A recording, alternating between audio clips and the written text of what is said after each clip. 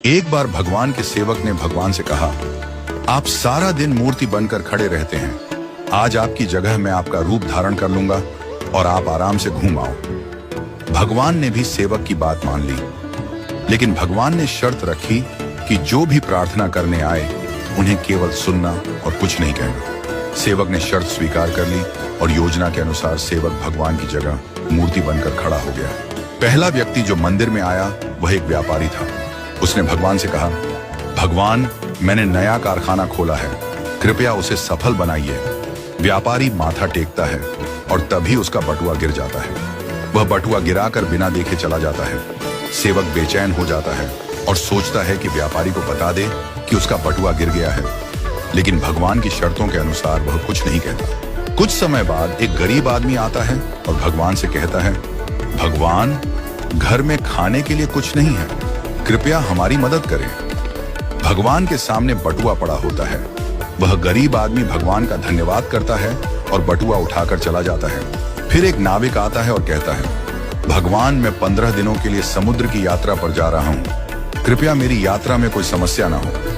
ठीक उसी समय व्यापारी पुलिस के साथ आता है और कहता है, यह नाविक मेरा बटुआ चुराकर भागा है। पुलिस नाविक को पकड़ कर ले जाती है।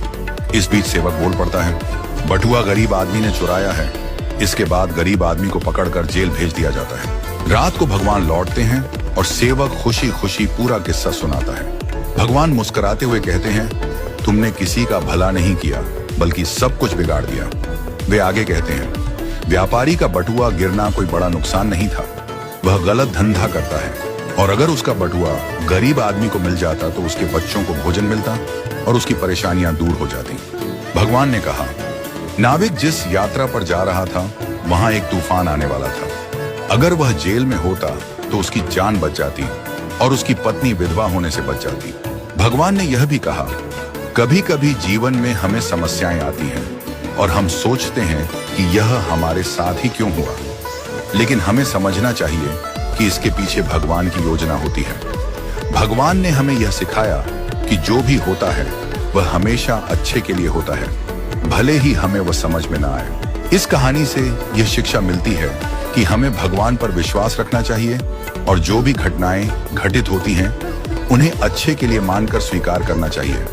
भगवान की योजना हमेशा हमारे भले के लिए होती है और कभी कभी हमें उस योजना को समझने में वक्त लगता है। हमें हमेशा यह मानकर चलना चाहिए कि जो भी होता है वह हमारे भले के लिए ही होता है और हमें उसमें भगवान की मर्जी को स्वीकार करना चाहिए। हमें कभी भी किसी स्थिति में निराश या हताश नहीं होना चाहिए, क्योंकि हर घटना के पीछे कोई ना कोई गहरी योजना होती है जो हमारे जीवन को बेहतर बनाने के लिए होती है।